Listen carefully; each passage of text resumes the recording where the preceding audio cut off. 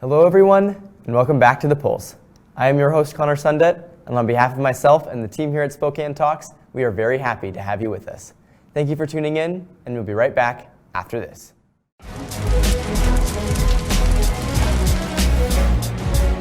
This is Looms Day in Spokane. We got about 40 firefighters and their friends and family handing out 40,000 cups of water as the day goes by.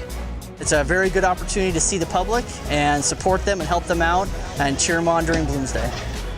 It's one of the best things about Spokane is that we have these major events and the whole community comes together not just to participate but to volunteer and show that they really care about our city and making our city look great.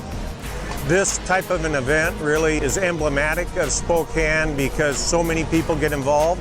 We have 50,000 people probably running this race. Always has been a very huge event.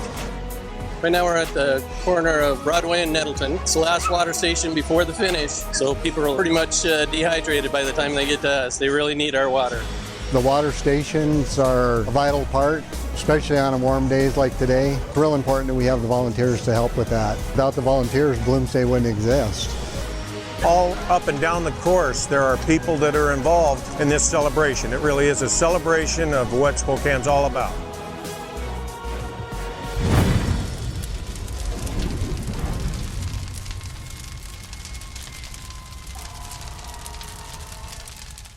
At Wendell, you are respected, you are valued, and we have an experience tailored to fit your lifestyle. I'm Nick.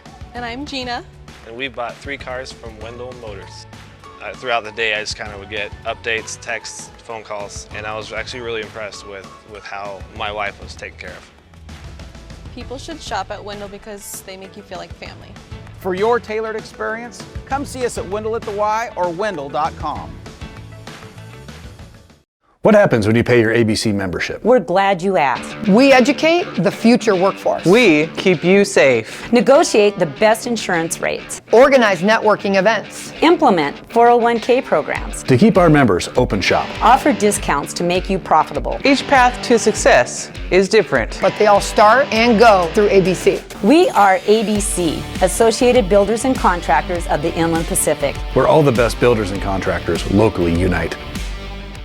When building a home or considering a major remodel, who are you going to choose? The Spokane Home Builders Association is an organization that works to elevate professionalism in the residential construction industry. We promote, protect, and educate for our community, building our community one home at a time. We are the Spokane Home Builders Association.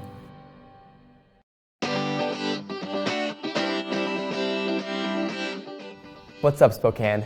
I'm your host, Connor Sundet, here to keep you up to date on all things in our wonderful city.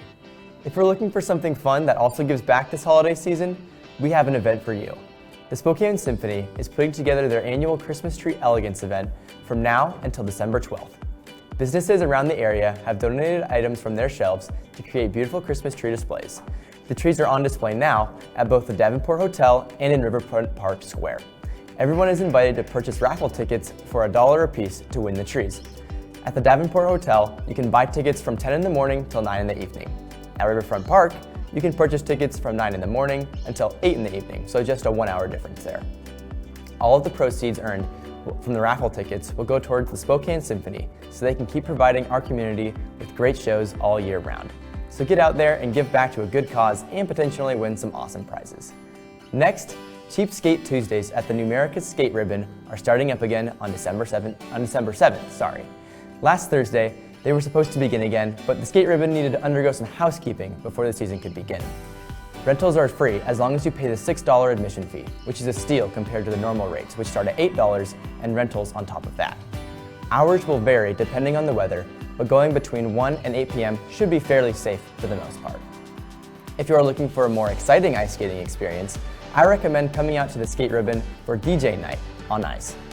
From 6 p.m. to 9 p.m., the Skate Ribbon will have a DJ for music, lights, and different contests each Friday, excluding Christmas Eve. Whether you are looking for a cheap or exciting time at the Skate Ribbon, it has it all. So come out and enjoy some time on the ice with friends and family. And that's what's up, Spokane. Thank you for tuning in, and we'll be right back after this.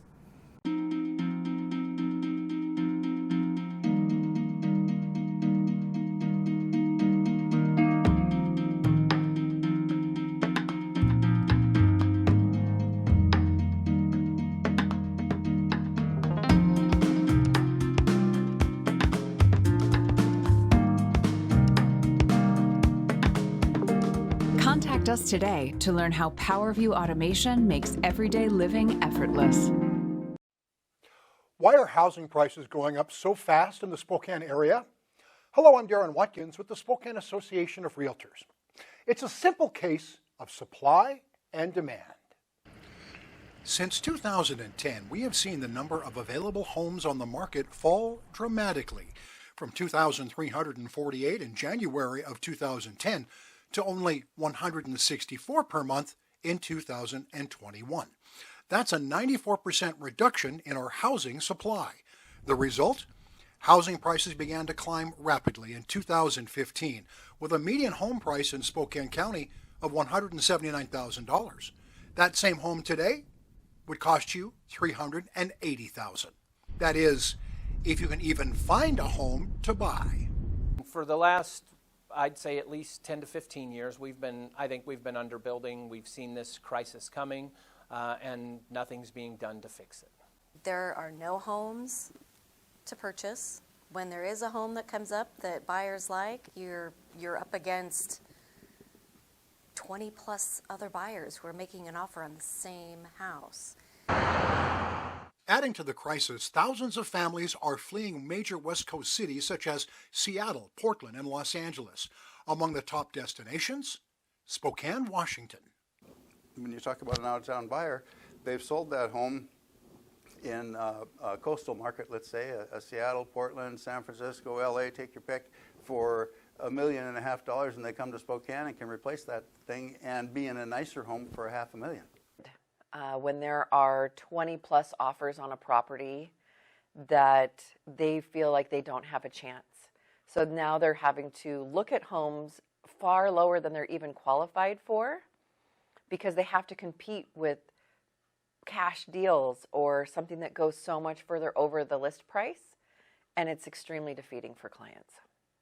The answer is clear. We need more homes immediately, especially for entry-level workforce housing. Every day that we wait, those costs are just going to keep going up and up. First, join us with Kent as he talks with Kate Hudson about upcoming events in the downtown area. Take a look. Well, welcome to the Pulse of Spokane. This is a special one because Kate Hudson is back, and we get to talk about the great things that are going on in the Spokane area. She's with the Convention and Visitors Bureau, and we have pages. Look at that. Pages of things to talk about right after this. Style, structure, innovation. This year, Spokane Home Builders Association's 17th annual Fall Festival of Homes will be both in person and online, featuring almost 20 of our local builders. Whether you're buying, looking for remodeling ideas, or just decorating inspirations, find it all at the Fall Festival of Homes. Sponsored by Ferguson Bath, Kitchen and Lighting Gallery, and Bosch. Brought to you by the Spokane Home Builders Association. Local resources and proven leaders. Well, Kate, Thanksgiving is over. Yes. The almost called them the Cougars. GU played a couple of games. They won most. Yes. Yes. You and the kids spent Thanksgiving kind of alone because your husband, Tom Hudson, is calling the game. Yes. Right? Yes. Right. He was in Las Did he Vegas. check in with you often, though? He did, yes. Okay. Of Well, course. then we can check that off the list. And no bad points for that. No. But yeah. guess what's coming? December. Yes, yes, and I kidded at the beginning open. The fact is, we really do we're getting back to somewhat normal, aren't we? Yes. But The Nutcracker is the first thing up. That's got to be. I'm thrilled Yes. because this was canceled last year due to COVID. Yes. It has been a staple in Spokane. The Spokane It was a hard nut Symphony. to crack last year. Ha ha. I see where you went with that. Yes, but Martin Wilson Theater at the Fox, the Spokane Symphony provides the music for the dancers. The State Street Ballet is back, and they are bringing that iconic holiday story to life on stage. Yeah. So I'm excited. I've taken my daughter every year since she was fun. 2, and so not I going bet last she loves year it, was doesn't sad. she? She does, so we're going. Do you get up close enough to really see what's going on? No, I usually buy the cheap seats in the back. Oh. partially because Well, next my time your daughter comes in with you this summer or something, I'll talk to her about getting the better seats. In my defense, because she was so young, I thought if we have to get up and leave because she's crying or whining, I don't want to ruin it for everyone else, and I also don't want to, you know. But spend that a ton age of is money. over. It is. Yes. She's 10 now, so she's really looking forward to it. And we're actually going to an evening performance. We used to go to the matinees because the evenings were too late for her. So yeah, I'm really looking forward to it, and I'm glad That starts today. We're recording this on Tuesday. Starts Thursday. Yeah. The second. Yep, I will be at the Thursday performance, Really? and it runs through the 6th. And I know there are some tickets still available, so if you are interested that's in going. You know what's kind of exciting to me is that that they can have that many performances in Spokane, Washington. I know. That says a lot about. It does. Yeah, I hope they just are filled to the brim with people. And I know that they always use local performers, children, Yes. to fill the role of the bonbons. I think the bonbons are going to be a little bit older this year because you had to be vaccinated to try out, Oh, and 12 and under weren't at the time. We don't get away from that completely, do we? No. Yeah. So my daughter is hoping to try out next year, is what I'm getting at. So. All right. Yeah, the All right. Nutcracker's happening. Yes. Brad Williams. Yes. Okay. I'm going to take a flying leap here, and that is he must be a comedian because you have it down at Spokane Comedy Club. Yes, he is here this weekend, December 2nd through the 4th, Okay. as you said, at the Spokane Comedy Club. He's hilarious. He's an actor, a comedian, and his ability to make humorous and inspiring observations on disability and relationships has made him a favorite with the fans. You know what I love telling people is what you taught me a couple years ago of how popular our comedy club is here in Spokane. It's top rated, A-rated, and all Yes. of that. And I get a lot of people who go, I didn't know that. Yes. So thank you. I look You're like welcome. a genius, you know? Yeah, and you know, they just booked Bob Saget for February, and he's come through a couple of times over the last few years. So that was a big announcement yesterday, I noticed. So yeah, they get big names that come through. Apparently it's very well managed, and the comedians love coming through here. And they love the city too. Wow. Jurassic Quest. Oh, yes. What is that? These are the big dinosaurs, Oh. the animatronic big dinosaurs. This is happening at the Spokane Convention Center, December 3rd through the 5th. And it's, if you're a Jurassic Park fan, this is the event for you. If your child loves dinosaurs. Yes. What child doesn't? I know. Exactly. So these I have dinosaurs even had some childlike come to friends life. that like dinosaurs. Yeah. Are you talking about yourself? You know, kind of. But anyway, there are more than 100 true to life size dinosaurs that will be sort of wandering around. And this in is there. all inside at Yes, the convention center. inside, and they have made it socially distanced, so they'll be going in waves with the guests, so you're not Sure. crammed in with big crowds. So my if you're gosh. still a little hesitant about the I've got COVID grandkids situation, that would love that. Yeah. Yes. Yes. Well, it's happening this weekend, so Okay. yeah. Okay. Then there's First Friday DJ night on the ice and Kendall Yards fireworks. Yes, so I took 3 separate events and made them into one because they're all happening on Friday. Oh, okay. So I thought it would be This great. Friday. This is a great date night Yes. for anyone who's looking for Yes. a Just don't wow tell Tom. factor. Yes, so First Friday, which is put on by Downtown Spokane Yes. Partnership, and it's participating businesses. You know, each host and feature a different artist, Right. so you can wander through those and look at art, maybe buy art. It's the Christmas season. If you have someone who loves that kind of stuff, you can find a present. It's also DJ night at the Numerica Skate Ribbon. So ice skating and a live DJ will be there. And then Kendall Yards will be hosting a fireworks show at 6:30 p.m. on Friday night. So I thought that would So be you a whole finish off fun the, thing. the Yes. night downtown looking west to Yep. Kendall Yards. Exactly. All right. Go out to dinner, go ice skating, have a drink, And you buy get- some art, watch some fireworks. Why not? And all the lights are up in Riverfront Park again. It's beautiful downtown right now. It's a Yes. good look for Spokane during the holiday Here's season. one of your favorites, gingerbread build-off. Yes, speaking of the holidays, Yes. the gingerbread build-off has been around for years, and it is now officially part of Northern Quest Resort and Casino. So it's gonna be out there? Yes, Okay, they've good. hosted it the last few years. December 5th is the gingerbread build-off, so you can go and look at all these amazing huge gingerbread houses that have been built by local pastry chefs and artisans. And then you can also purchase your own gingerbread house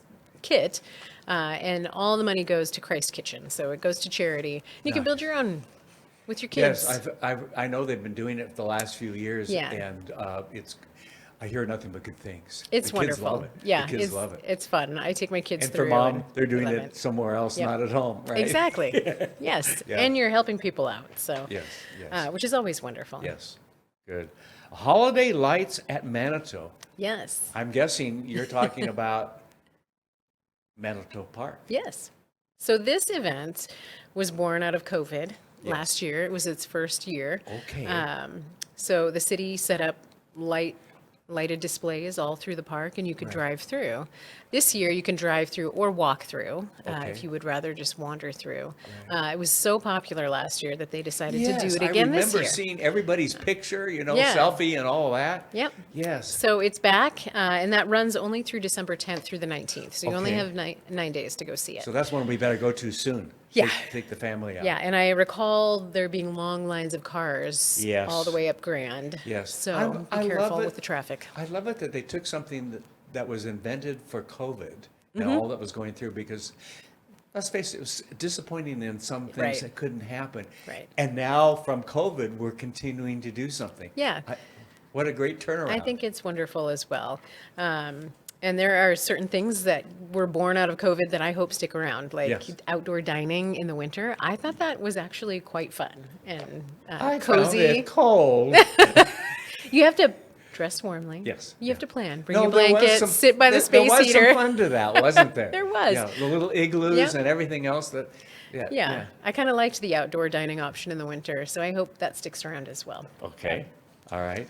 When I see one, I'll call you and keep you posted. Okay. All right. Perfect. The Spokane Jazz Orchestra Holiday Concert. Yes, they're back. Back again. And Yes. Fun fact, speaking of COVID, I was supposed to go to a Spokane Jazz Orchestra concert, I think right around the time that the lockdown started in 2020, March 2020. Yes. That was the last event that I was supposed to go to, and we got shut down. And so they're back, and I'm so thrilled to see them on the docket. So they will be performing a holiday concert December 11th at Bing Crosby Theater. Wow. Tickets are still available, and they're wonderful. If you've never seen one of their concerts live, they're very impressive. Oh, a good time for all. I know. It really is. It yes. really gets you kind And of live music. toe tapping. Sitting there listening and.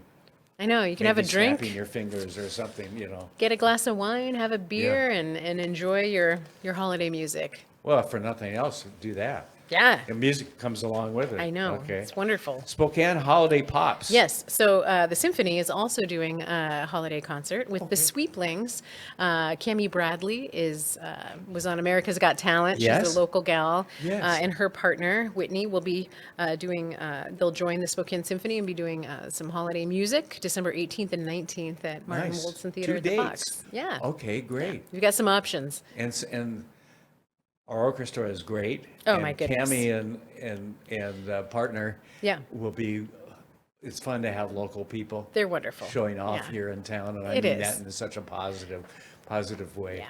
I miss it all. I do too. I miss my friend Sammy Eubanks, who's been gone for a while. He's back doing some things and so forth. Yeah. It's just, I understand why. You got to go to warmer weather and where things are a little different and so forth, but it's nice to have it back. It is. It really is. I thought that as I was filling this out. Thinking, Yes. wow, these are all normal Spokane events Yes. and things are back and it feels good. Yeah. And Bazaar. yeah, Bazaar is back. Okay. December 18th. Now that one I don't remember. Remind me. So this is put on by Terrain, local art Okay. collective. And it's a wonderful event. It's at River Park Square, so it's indoors. Okay. And if you are a procrastinator and have not bought your holiday gifts for your loved No, ones, I don't procrastinate. this is the best the event. 24th of December works. You'll find thousands of locally made gifts. These are all local artists, Nice. craftspeople who have created all of these things. And it's a great way to get a personalized, wonderful, heartfelt gift. It's December 18th and it runs all day long. They also have family-friendly activities, kids activities. They have a beer garden for the older set. So lots going on December 18th in River Park Square. Gosh, it really starts to feel more normal. I know. It really does. I know. Doesn't it? Yep. New Year's Eve. We Yep. have a New Year's Eve this year. We do. And We this get to is, celebrate, don't we? This is how we're ending the segment. The Yes. New Year's Eve, Beethoven's Ninth. It is a staple. The Spokane Symphony Yes. does it every year on New Year's Eve. They will be performing at the Fox Theater, Yes. and it's always a good time. So if they still have tickets available, I highly recommend if you don't have New Year's Eve plans yet. Well, thank you for doing your You're magic. welcome. I'm very proud of you. I'm just happy. For having, I don't know, 5 pages, 6 Yeah. pages, the most you've had. And I won't say how long, a very long time. I know, it's been a long really time. is. Should I point out that you put it in an 18.5 font size? Well, that's so that you and I, at least I can read it, okay? Yes. Yeah, but for Sam over there, who's running all the pictures, I left it in the 11 point you put, you know, and he's trying to figure out in the dark light of the tech center, so, yeah. Sorry. Well, Merry Christmas to you and Merry your family. Christmas, happy and to, holidays. all of that, and to Tom for what he does Yep. on the radio, Same to covering you. our zags, because they belong to all of us They do. and so forth. And it's just fun to see you. And we'll see you In the new as year. we get to the new year. I know. I'll probably see you right before. Right the end of before, the- yes, Yeah. probably that week after Christmas if you're available. Yes, Because yeah. I do know a lot of people take that week I'm off. actually off that week, but I might make an exception and come Okay. in for you guys. Okay. So. All right. You heard it. Okay. Don't Thank hold you me for to it. watching. And everybody have a marvelous December. We're headed back to a more normal lifestyle, and enjoy it with your family and friends. Get out and enjoy this beautiful city of ours and our community. Thanks for watching.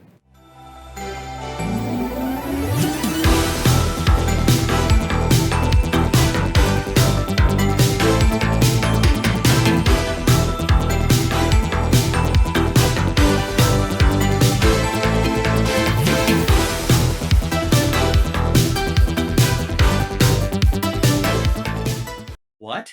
You haven't been to the library lately? Stop in today and see that the library is more than books. Spokane County Library District facilities feature on-site technology, including Wi-Fi, computers, and printers, as well as free use of meeting rooms. The Library District offers events and programs for all ages, from story times to career development and employer classes to Social Security workshops.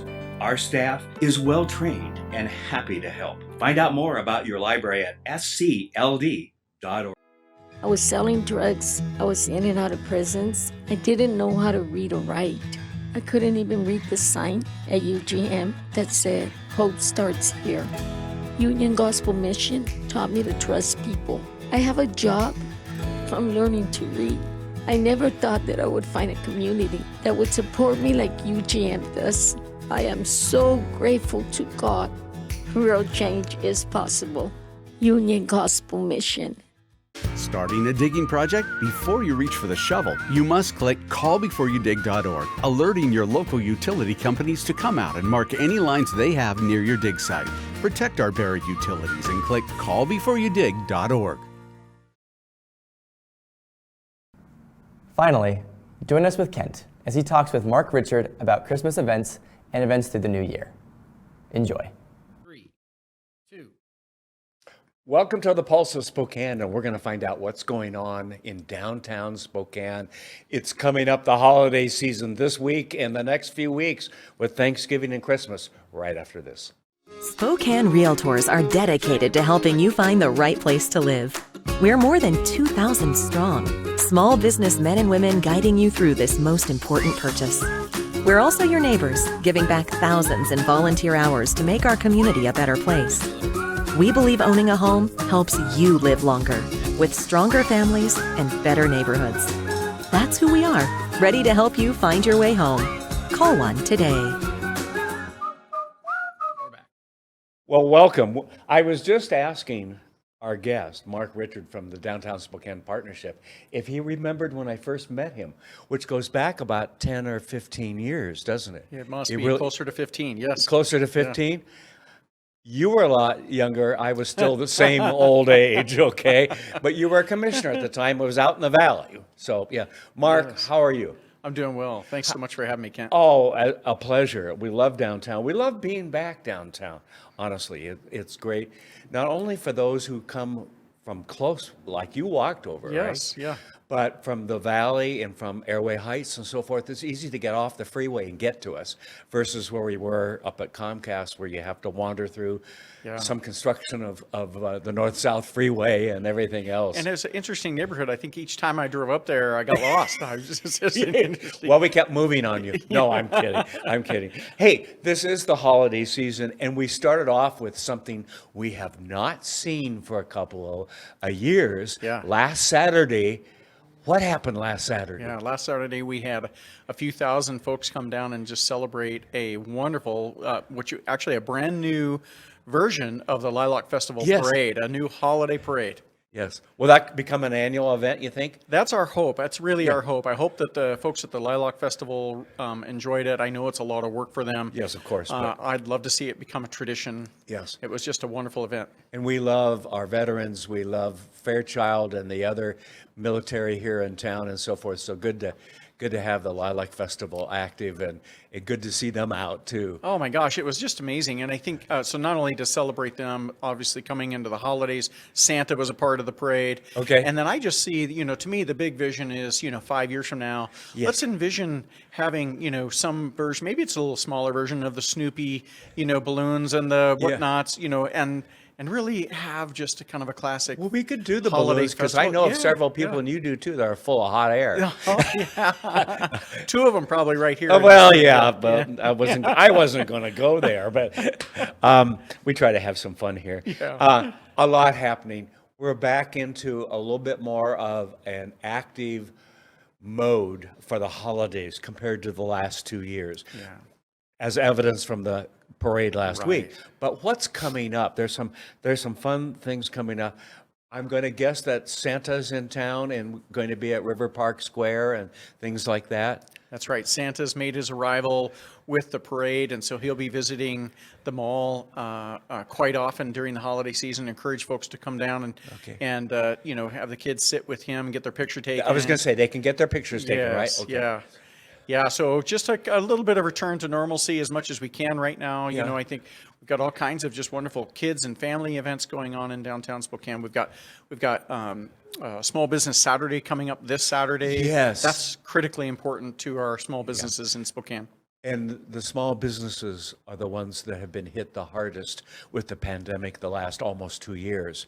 And so it's time to shop there, all of us, to shop at our local small business who are literally counting pennies and trying to keep their staff on and everything else. The larger companies have the access to capital and everything else. The small businesses, including us here and many others that you work with, it's hand to mouth. It really is, and especially with the pandemic and so forth. So, particularly with the pandemic. Yes. Yeah, because if folks don't often think of this, Kent, but you I know are aware of this, but if you think about downtown is built really on the employee ecosystem, the economy, and when 60-70% of our employees are still reporting from home, they're still working from home, that's 60 to 70% of your customer base that just isn't here at all. And then you add to that the lack of the ability for us for a couple of years to hold events and to have conventions and so forth. Yeah. All of a sudden you can pretty well see how these small businesses are suffering, and it really is it's incumbent upon you and I to go down to and downtown in particular, because it's not in our neighborhood. To really, you have to get in a car usually to yeah. bring the family down, especially with weather and everything else. To go see the tree. There'll be a tree in the park again, right? That's right. So on the 27th, we've got the annual Christmas tree lighting. Okay, that's this Saturday too. This Saturday as well, 4 p.m. That's going to be exciting. It's just a beautiful event. I know that John is working at the park to make sure that the ice ribbon is up and open as soon as possible. Oh, fun. We've got Christmas Tree Elegance is going on again this year. So folks that remember that, just amazing fundraising event. You get to see some of the most spectacular trees. I remember taking my kids. I remember taking my little granddaughter, Chloe, who is almost 15 now. I mean, here we go, right? Right. But there are those memories that, as I recall, they were doing the trees down at River Park Square, but not much at the Davenport itself. Right. So it's in both places That now, is in right? both places Good. this year. Good. And then we've just invested some money and some time in just refurbishing our holiday lighting so folks can come down. We've got some real fun little courtyards with some Yes. interactive lighting displays, and then just some beautiful decorations in our trees downtown. Yes. So just would love it if people could come downtown, celebrate, Yeah. have a glass of wine, join us in our wine crawl event. Yeah, what is that? What is Yeah. that all about? So just another little fun. It's kind of like a pub crawl, only with wine. We've got so many amazing wine tasting companies that are in downtown Spokane. Some really renowned wineries throughout the Northwest that have a Yes. wine tasting Yes. experience in downtown. Well, over a period of a week or so, if you come down, you basically get the information off our website, come down, visit a handful of these different wineries, and you enter in for prizes, and you walk away with a wonderful little wine goblet, and you get to taste some of the best wines, frankly, in the country. Will we have any carriage rides this year? Yes, horse and carriage rides will be going. So Because I know my friends are going to ask about that for their Yeah. kids and stuff. Yeah. Yeah. So that's, as you know, that's a free experience. Yes. Sponsored by Wheatland Bank. Okay, And it's a great. wonderful partnership. So folks can come down. Just check out our website at downtownspokane.org, and you'll see all of this stuff on the calendar. Great, lots of things you can get involved with, whether you're young, old, you have kids or not. What I love is that we get some of the, what I would call larger businesses in town, the name brands and so forth, the Wheatland Banks and the others who step up and sponsor some of these things that bring down people that then the small businesses, the mom and pop stores, can benefit from having Yeah. people come downtown. It really works that way, doesn't it? That's just kind of that Spokane kindness, Yeah, right? I yeah. think it really does work. Well, yes, and I've said this, I don't know how many times to you and others. Yes, we're a metropolitan area. Yes, we're a city. Yes, we're downtown. Yes, we include Coeur d'Alene and Post Falls and all of that in our metropolitan area. We're still a town, though. We still help our neighbors. We still want to come down and visit the Christmas tree. Yeah. With other people and watch the carolers that are out and take the buggy ride and so forth. And Well, one of the things you and I talked about before we went on air is the crescent window display. So, Oh, yes. So folks like you and I can remember when we used to go down to the Crescent and walk along Main Avenue and just see those animated caricatures in the windows, and what a special time that was, right? Well, now Elizabeth in our office has worked with a team of volunteers, curated and rebuilt many of those old, historic yes. antiques. Yeah, Love it. And now we have them up on display both in the Grand Hotel, and then we're starting to spread them out and kind of sprinkle them through throughout town? downtown. Oh, I love it. I Come love on it. downtown and just kind of walk down the street, and you'll be surprised occasionally by See, one the of these. thing I have on you about that is that, yes, you probably brought the family down and saw it as a kid coming with your parents and all of that. Yeah. And you were brought by a car. I go back far enough that I probably was brought by horse and buggy from the sticks out there to come and saw it from that. Did you come down on the old electric rail? Yes. The rail yes, car? That yes, was, yes. Now, the fact is, folks, I've only been here 45 years, so that didn't happen. But I get but it's accused fun to- age-wise. Exactly. If I grew up here, that probably would be the case, right? If you hadn't said it about you, I would have. I know. Yeah, That's why I try to control the narrative, Mark. I know you well enough. You're so smart. I know. Well, smart something, but we won't go there. Anyway, what else? How is downtown doing? Are we starting to see some things happen again, other than the party stuff that we talked about? Yeah. But are some smaller shops opening up again? Oh yeah, we've Good. got a net positive growth in new businesses that have opened up in downtown Spokane. So just in October, we had with a little bit of an edgy name to it, but it's named after a couple of dogs. So a new fruit-based wine tasting called Two Whiny Bitches. We've got the Velvet Hammer. We've got. Why did you have to say that one first and look at me when you said it? It's fun. Okay. And then we've got Purgatory Craft Beer and Whiskey. And so September we had Lord Stanley's, which is a new bar pub experience, all centered Are we around becoming hockey. a place to drink? Yeah, well, we are, yeah. The Pink Fern was opened in September. That's a wonderful little collective over at the new Indigo Hotel. Let's see, we've had a couple buildings sell, and then we've got Birds in the Coast, which is also just open. So we've got probably the net of about 15 or 20 new businesses in the midst of this pandemic. It's been remarkable. And the good thing, and you've said this for a while, is downtown becomes so much safer when we have crowds and a lot of people. And with all these events between now and the New Year's, we're going to have lots of people. So the numbers help bring total safety to all that's going on and so forth. And you're not going to be walking 3 blocks by yourself to get somewhere or with your family or whatever kind of thing. So all of that, for the most part, goes away. Much safer. So. Well, it absolutely is. When we are walking together in a group, we feel safer, and I think that's just the truth and reality. No matter where you are, having a bit of common sense. You know, what we're seeing is the violent crime in the downtown is not spiked. It's not gone up necessarily. But what we are seeing is the typical kind of easy pickings. No, I'm talking about like just don't leave your gifts on the front seat of your car. Yes. Okay. Don't leave your briefcase or your laptop on the front seat of the car. That's kind of common sense anywhere, but it's certainly the case downtown. Tuck that stuff in the trunk. You're typically not going to have any issues. And yes, again, across the county. Just think. Yeah, just think. Use your your noggin. Yeah. I was going to say that too. It starts to show our age a little bit, doesn't it?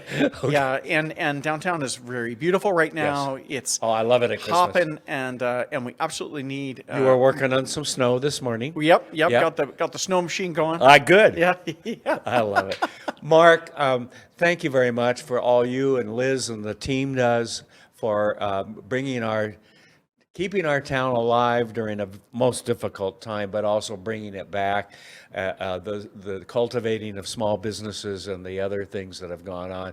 A lot of things people don't see that you guys have worked on. So thank you as a community member for what you do for our community, because the health and vitality of our entire area really is gauged by how we do in downtown. Yeah. It has been and will be. Yeah. Okay. We share that. We share that. Thank you for saying that. Yeah. It's our passion. It's our love. I know. Born and raised here in Spokane. But it's very kind to hear those words. So thank you. Thank you very much. Mark Richard from Downtown Spokane Partnership. See you here next time. Shop downtown. Come down starting this week, okay?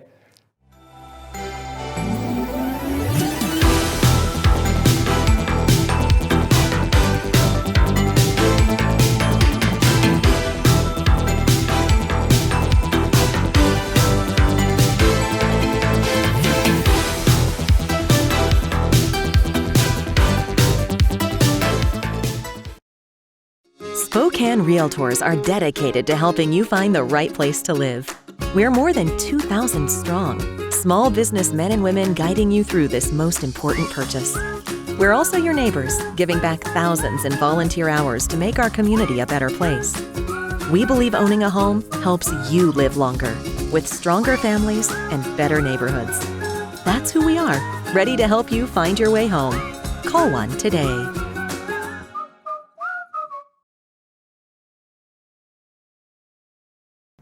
Next, join us with Justin as he interviews ex-professional baseball pitcher Jeremy Affeldt. All right, about here his we are playing career with Jeremy and his life Affeldt, after former retirement. professional baseball Take a look. player, former resident of Spokane, Washington as well, and the co-founder of Generation Alive. How you doing, Jeremy? I'm great. Thank you for having me. Yeah, no, we appreciate you being here. Excited to kind of hear more about what you're actively doing and to kind of see what you're involved in. So let's go back. Let's get a little bit of history on Jeremy here. So it looked like your dad had a military background, lived in Guam, California, Spokane. What was that experience like for you? It was interesting. As a military kid, you're kind of traveling all over. You're kind of bumping around every couple days. Or every couple of years, you seem to be in a new spot. I lived in a lot of different places and a lot of different situations. Like I said, overseas, I lived, several different places here in the States, but it was just interesting. I got to see a lot as a kid. I probably didn't value what I got to be a part of as much as I probably should have. I got to travel all over the Orient, got to see a lot of different things. So I had some really cool experiences that way, but it was a lot of travel, that's for sure. So you ended up finding your way to Spokane, ended up being a Northwest Christian Crusader where you played high school baseball. You played actually a couple sports, but obviously baseball is, where the scouts found you and ended up becoming obviously a career. You decided not to attend Gonzaga ended up getting drafted straight out of high school. What was that experience like? I mean, Northwest Christian being a 2B school obviously produces some talent, but that's a pretty big deal to have scouts attending a 2B school baseball game. What was that experience like for you? Yeah, it was definitely a weird one. I think when I played, I don't think we were 2B. I think we were just B. That's probably we were, right. we're really, really tiny. And to see more scouts than, I mean, the majority of the fans were scouts, at the game, and it was a little awkward. I mean, as a high school kid, you're kind of, there's some pride there. There's some, you're going to be a little, you don't understand it. So there's probably some arrogance going on. I don't deny that. I had to learn a lot. I got humbled when I went to play professional baseball, and everybody was as good, if not better than I was. But I was a top tier talent in that situation. And so you kind of, I'd say there was some cockiness there, probably some good and some bad, but it was also a little awkward because you're playing with a bunch of guys and everybody's there to see you. You feel a little bit different because, we're all trying to win together, but then you look over and anybody that's not your mom or dad is there to see me. And right. So it does have it was a little bit of an adjustment. And I've had players, teammates from that team that have come up to me, I mean, even a few years ago, and said, man, I just want to tell you, man, I was really angry at you because it seemed like we were all trying the same thing and you got all the credit, and we held it. They said it was not your fault, but I had some bitterness towards you, and I can understand that. I probably understand that more now than I did then. But it was an interesting experience to have to deal with all that stuff, taking all these psych evals and all these people come in and you're highlighted everywhere you go. And then, but my coach, Jack Hancock, did a phenomenal job. He wouldn't tell me when scouts were coming. They'd call and contact him. He wouldn't come up to me and say, hey, I talked to a scout. He never said any of that. He just said, no, because your head was already big enough. I didn't need to make it bigger, So I thought it was really awesome because it's probably a first time experience for him as well. And he handled it very, very well. And he's still a good friend of mine today. And I think he probably helped, if anything, curb that a little bit, which shaped me into someone I am today. And so I'm very thankful for guys like him handling it the way he did as well. Pretty impressive, considering, again, being such a small B school, not having a lot of history of dealing with that. Pretty impressive for him as a head coach to, have that sort of wherewithal to, understand what that could do to a high school kid and be able to kind of take the steps to help kind of mitigate that for you. Because I can only imagine what that would be like. Seeing scouts just at regular high school games is still kind of funky to see.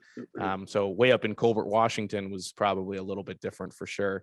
But obviously things worked out really well. You ended up getting drafted out of high school, had a very long MLB career, probably most success there in San Francisco, but, made friends along the way, Brandon Phillips there in Cincinnati.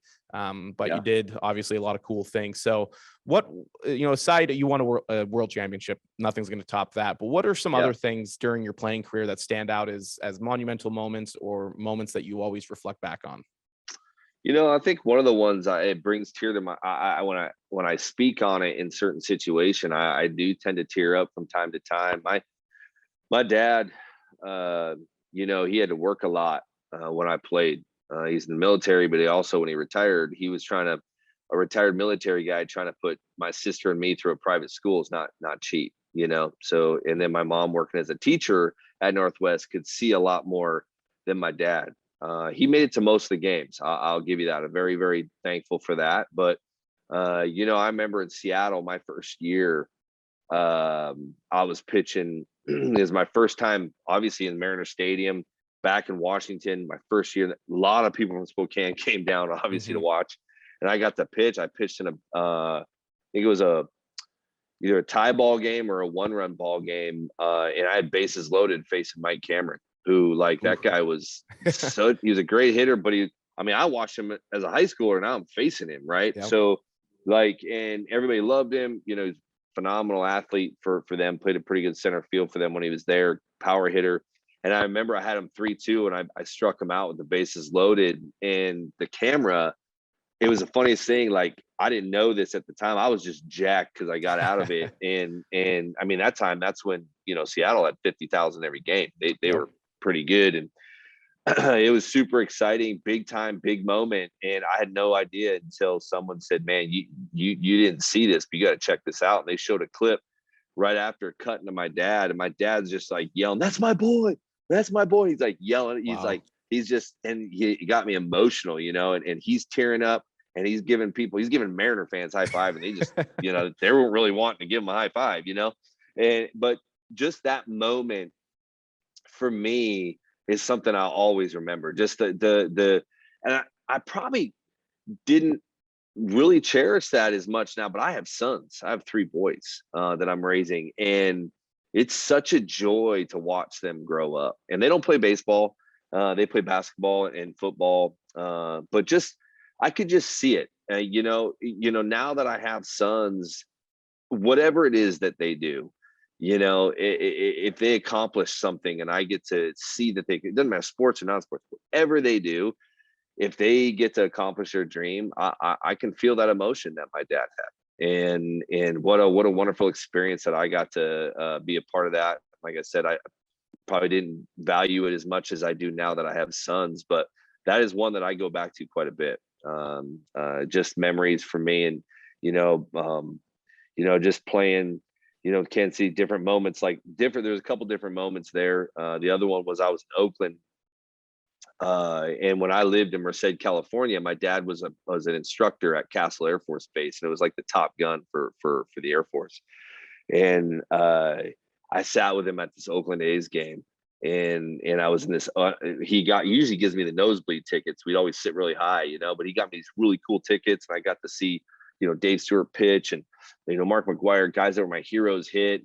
And I looked at my dad and said, "Dad, I'm going to play here one day." And he just patted me on the head. I was a 12-year-old kid, and he said, "Go for it, kid." And that's it. And I never went to a camp. I never went to anything. And he just let me play. And I remember I walked in that same year, rookie year, and I walked in through center field, and I called my dad on my Nokia phone that had the snake game on it. It's all I had, and called him, and I said, "Dad, do you understand where I'm at?" He's like, "Yeah, you're in Oakland." I was like, "Dad, I see the seats I was sitting in when I told you I was going to play here today. Tonight I pitch." And he hung up the phone on me. I called back. My mom answered, and I'm like, "I don't know what happened." She said, "Your dad's crying." Like those are things that are just amazing, to value and to experience with people. And so I was so thankful for that. So those are just memories.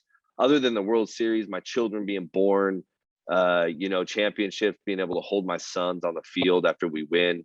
Those are amazing things, but being able to share the father-son moment that went the other way, me sharing it with my father, not me sharing it with my sons, is pretty important to me as well. So you had a .86 ERA in 33 postseason appearances. Obviously pitching at a professional level is one of the most difficult thing in sports to do, along with hitting. What sort of, in those high leverage situations, it takes a kind of a special individual, someone who can really, detach themselves from the situation to be able to succeed in those moments. As a person, how were you able to, again, get through those high leverage situations with so much success, and again, be able to kind of detach from the situation, what's going on during the game? Yeah. That question's been asked of me a lot. And I tell them, one, I didn't do anything special to get those numbers. Some of it's just you're in the right place at the right time, right? Mm-hmm. Someone's got to have the numbers. Right. Baseball's baseball. It's been around for 100 years, so like it's just, it happens. But you can't get outs unless you throw strikes, right? So I'll credit, if I got to credit myself for anything, it was just the fact that I was able to throw a lot of strikes in those situations. But my defense was phenomenal. I mean, you go back and look at some of those plays that they made. I mean, they're just not normally made. They're made because the athleticism in a playoff do or die, this is the biggest stage you're ever going to be on, energy and athleticism comes out, right? And so you see some pretty awesome plays that most people don't make during the season, right, because of the scope of the situation. But I mentally, how I think part of the reason I was able to kind of stay calm and throw the kind of strikes that I threw in the situations that I threw them in was because I was not a very good starter, because there was not a lot of pressure in the first inning. And for some reason, you know, sports psychology, you sit down with people, some people thrive in very, hey, my back's against the wall, I got to have pressure to perform. And then other people are like, hey man, I can perform, but I need, you know, I don't want to be thrown right into the fire. If I cause the fire, I'll perform, but I'd like to be able to cause it, not be thrown into it. And there's nothing wrong with either way. It's just really how you're built, right? So I found out I was just built to perform in anxious situations. I do a lot better in anxious situations. A couple years ago, I had a dog that almost died choking on a chicken that was on a raw food diet. I slowed my heart rate down. I ripped the thing out of his throat. I gave it CPR. I don't even know how to give a dog CPR. I just assume through the nose. Like I can slow everything down because that's how I'm built. And for me, in the main season of 162 games, you know, there's 162 games and there's pressure, but if we don't win this game, it's not like we're not going to come back tomorrow. You know, there's another game. In the playoffs, there's not that situation. So for me, I just felt like the pressure was always there in the playoffs. It didn't matter if it was inning 1 or inning 18. And I played in 18 inning ball games in the playoffs. And you literally just, I was able just to slow my heart rate down. And I figured all the pressure's on the hitter. I got to throw the same strikes I've always thrown. Those guys have to try to be the hero. I don't have to try to be a hero. I don't have to hit a homer. I don't have to hit a double with the guy on first with 2 outs to try to take the go ahead run. I got to throw strikes, and I'm forcing the hitter to do it. And that's really how I thought. And again, great plays behind me. I mean, some amazing plays. Bochy putting me in situations. He put me in innings 2 through 10 in the 2014 playoffs. So I was definitely in different innings.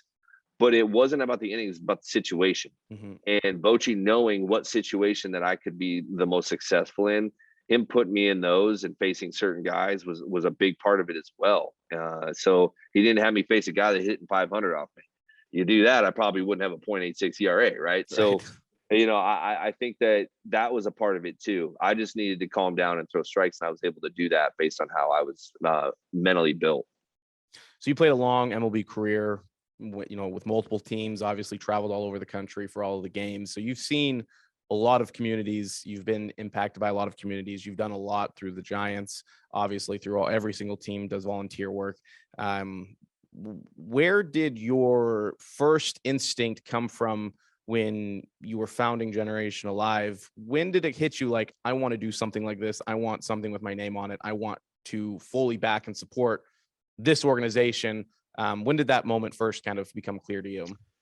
I think I was in Kansas City. It was near the end of my time in Kansas City. I got traded to Colorado, kind of in the middle of developing Generation Alive.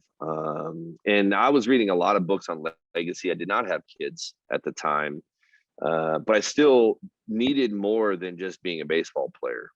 I was going through a time in baseball where I hated the game. I just hated it. And because it was Groundhog's Day. If it was get up, go to the field, get cheered, get booed, get paid, go home. Like for me, it was like, there's gotta be something more to why I've been built to be a baseball player. Like it can't be this, like it's too shallow for me. And so I was doing a lot of legacy stuff and reading a lot of stuff on, you know, just why you're here. You know, what do you put on the earth for? It can't be just to work, you know? And I wanted to leave a legacy, and it wasn't to be talked about. It was the sense of like, I just didn't want what I was given talent wise, what I was given financially wise to just go to waste and just be about me. It just didn't make sense. So I remember starting it, and originally I started Generation Alive to go into schools and do assemblies and to promote, you know, believing in yourself, surrounding yourself with people that believed in you, having a goal for your life, because that's kind of how I was able to do what I did. And there was a lot of mentors in my life. Like I've mentioned a couple, Danny Beard, you know, Jack Hancock, you know, Jim Orr, people that were just amazing people that were mentors for me. So I kind of wanted to try to figure out a way to do that on a larger scale. But then after a couple years, you know, I was doing a lot of research, and I started putting in some water wells in Africa. And that wasn't even through Generation Life. That was just something I just wanted to do. So I thought it was a great idea, and I started getting into the water movement that obviously the majority of this world needs. And I really enjoyed that. I enjoyed watching people. I got to watch online my well being popped in Uganda, and all of a sudden I watched this group of people sprint as fast as they could across the field and like dance under the water and truly be happy. And I was like, man, I don't know if I've truly felt that in a long time, if ever. Like the true happiness of just, they don't get to drink muddy water and get giardia. Like they're literally pure joy that is not seen by many. And so for me, no, read the sign. Sorry, I've locked the hold on a second. Sorry. No worries. That's what that's 2021 for you. You're recording, right? All right. Oh yeah, we're gonna get all of this. Hold on. We're closed because I'm on a call. That's why. Yeah. Appreciate it. So the customer just straight unlocked the door. Like, what? How's that even? Why would you do that? So I sorry about that. No worries. And doing the freshwater wells, just seeing that pure joy, I was like, this is it, man, because like we celebrate, we laugh, we get a gift, we're like all kinds. I said the toilet bowl that we have in our homes has fresher water than those people get to drink. And if they would be glad to have that, and they saw this water pop, and the kids and the people that just sat there, because they actually get life from fresh water that solves 97% of their diseases, right? So there, and I was like, man, this is what I want to do. I want to do something with my platform to bring joy to people, because it's loving your neighbor as yourself. I want great drinking water. I need them to have, like, that's who I am, and I just didn't know how to do it. And I was sitting there, so I was like, well, I'm just going to fund these wells, like, and I'll continue talking to kids because I really love youth, but I'll fund wells. And then all of a sudden I started like looking more into the poverty side, and everywhere I was seeing extreme poverty in the area that we were thinking about putting a well in, I was reading about slavery. And I was like, and honestly, in 2000 and, I think it was 2008, 2007-ish, 2006-ish. At that time, even most people didn't know about human trafficking. It was not exposed like it is now. It was just kind of starting. That movement, it's always been around, obviously, but no one really wanted to talk about it. Right. And I all of a sudden, I was like, slavery. Then I was like, literally, like that ended with the Civil War. I was that, I would probably say ignorant, I guess, that I literally didn't think that there was slavery in other countries. Like, it's like, yeah, and I almost slapped my own self, like, idiot. Like, you realize the U.S. was not the only one with slaves. Like Get outside of yourself. And we're so into ourselves here that we don't know, we don't get it.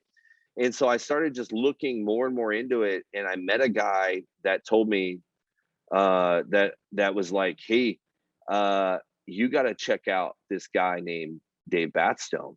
And I'm like, all right. And the guy that told me about that was actually my buddy who had helped me, who I had helped start Something to Eat, a hunger initiative in Kansas City. And because I wanted to help the impoverished people of the US while I was doing the well thing, and I was helping youth on leadership stuff. And then I just found out about slavery. So I met this, so I emailed him. And I just found out about this when I signed with San Francisco, and everything was just coming together. And then I was like, wait a minute, like, why don't I shell this thing real quick, get a new board, I had to get a new CEO. I had to let the guy that was directing it go.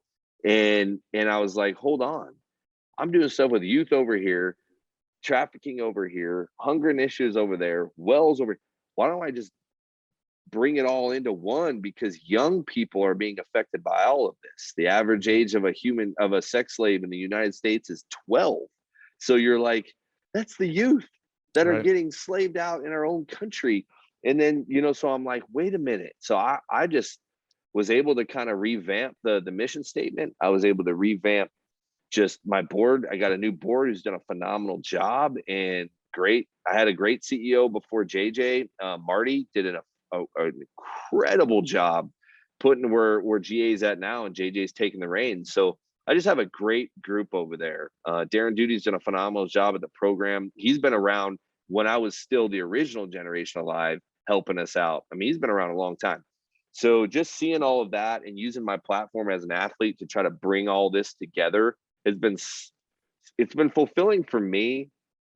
And I purposely didn't make it about me because I knew I would potentially have to move, because you never know when you retire and stuff like that. And I'm down here in Spokane, in Texas, but seeing what GA is continuing to do and carry that vision is legacy for me.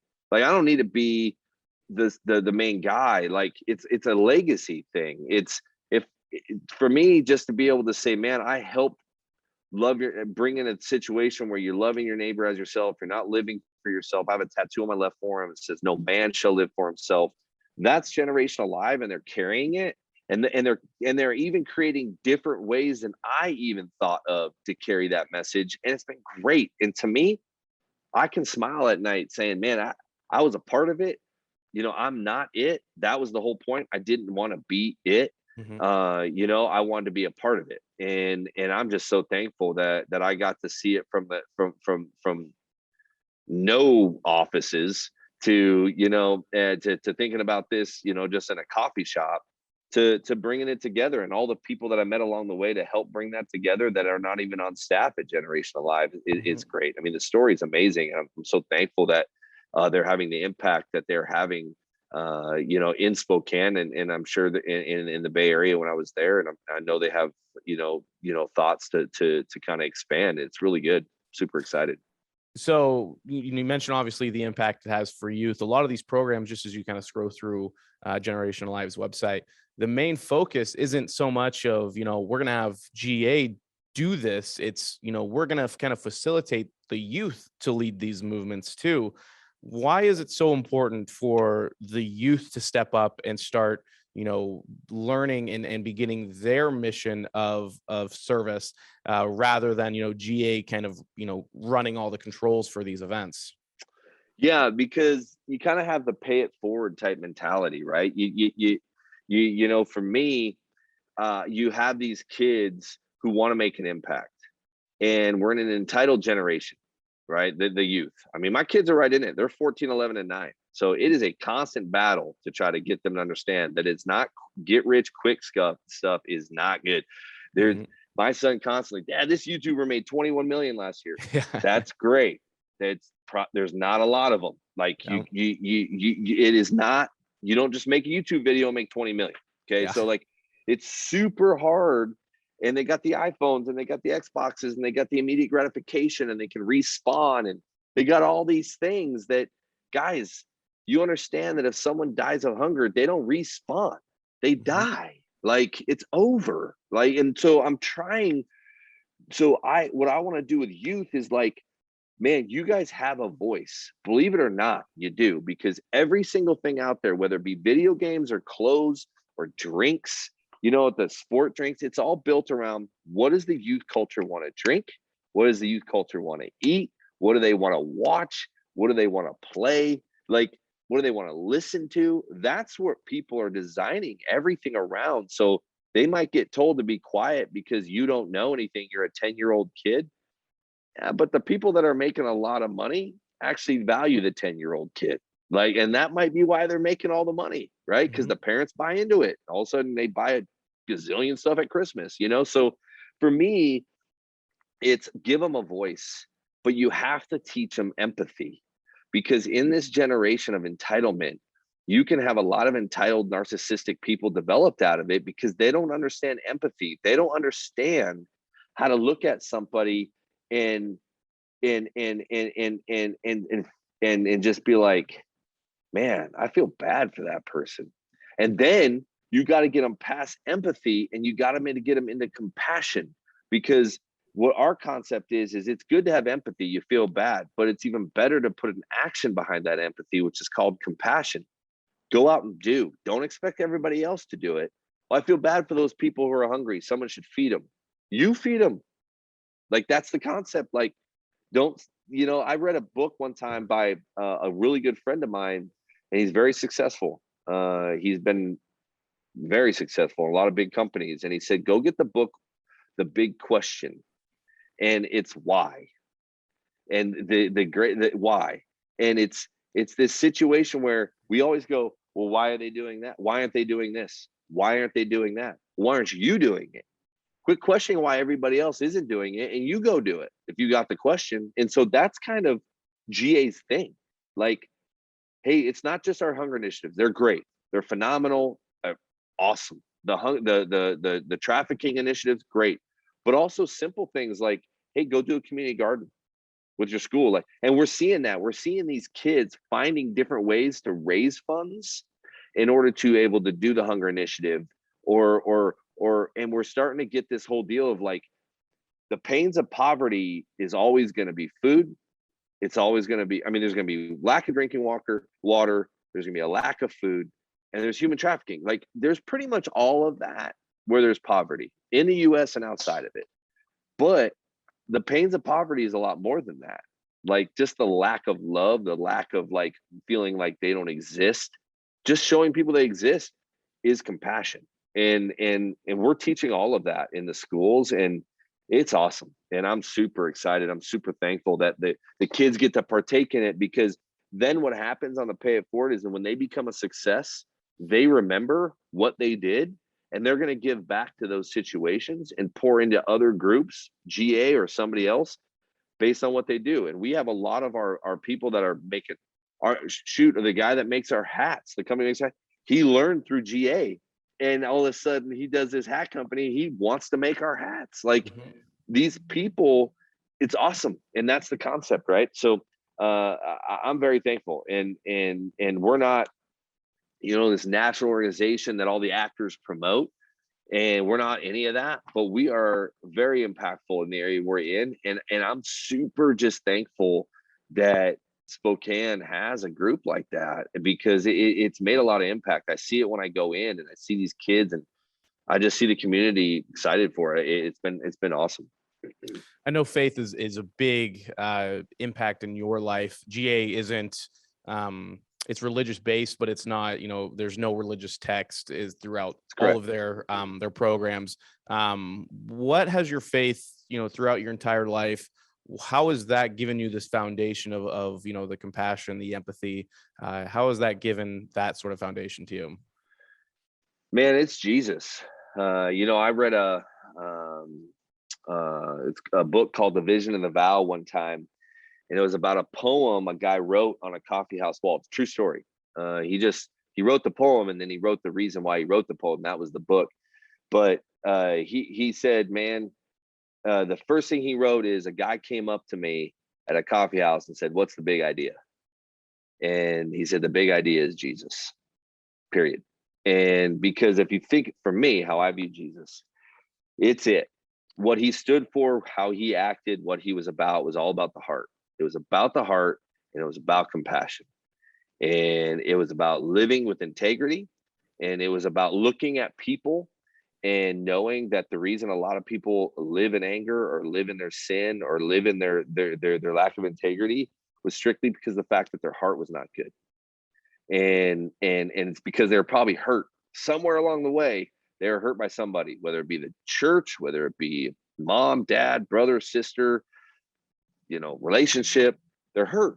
And so you look at that and you see where Jesus had said a lot of times, man, if they're hungry, we'll give them something to eat. Because when you do that to me. Because I represent humanity. And for me, Matthew 25 is a big deal.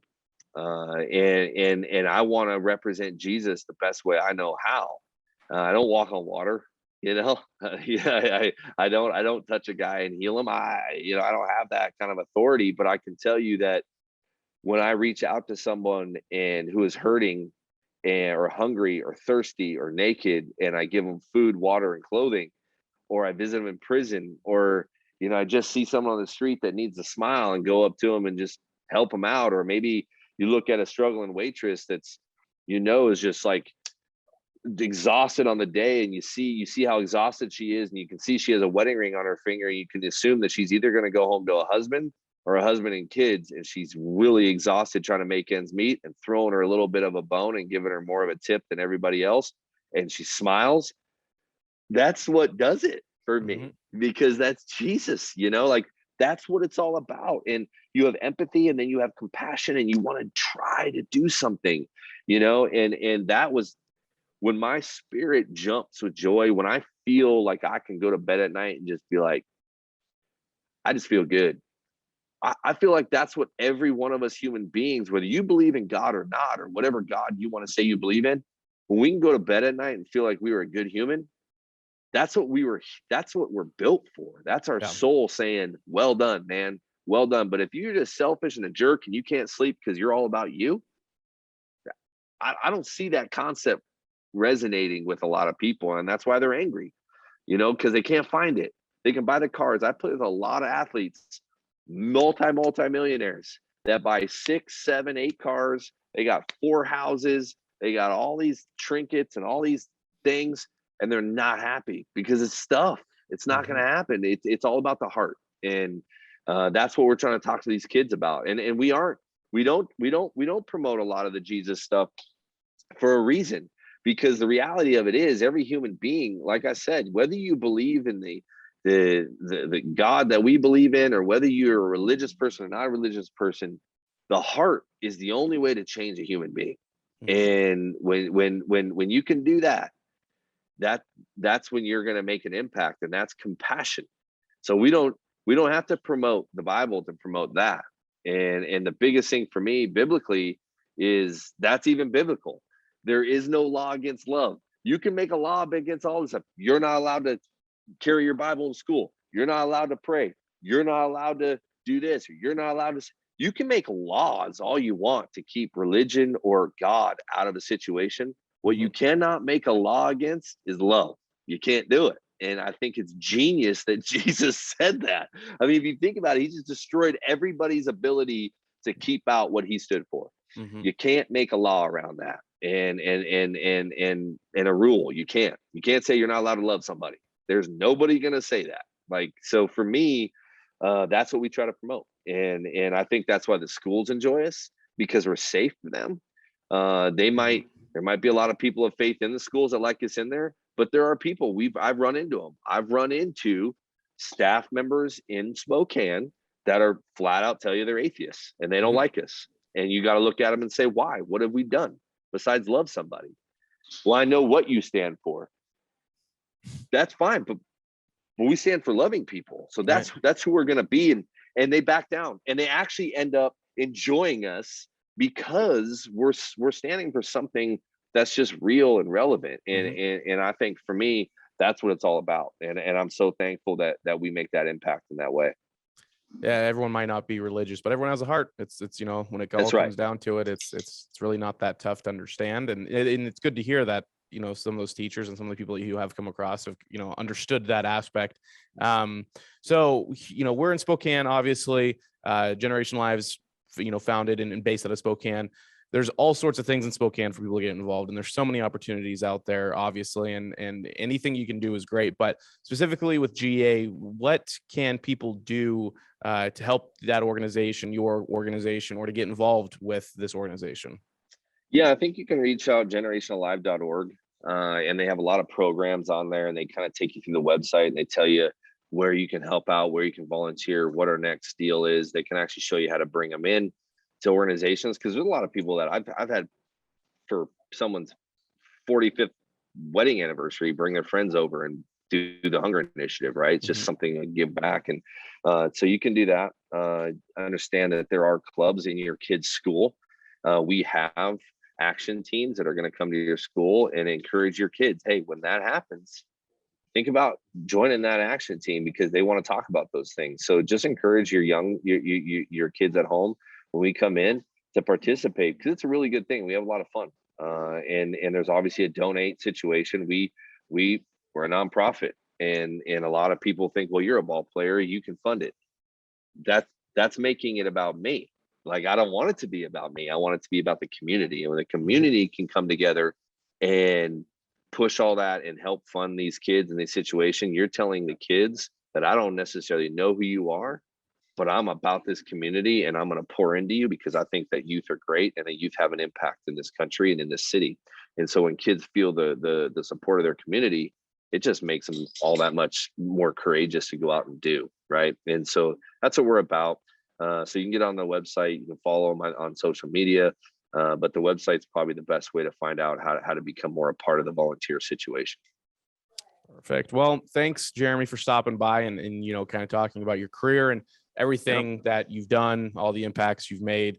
I know us in Spokane appreciate Generation Alive and what it does for the community, but best of luck with everything else down there in Texas. I know you got a brewery opening up and some other things. Yeah. So best of luck. And thanks again for talking today.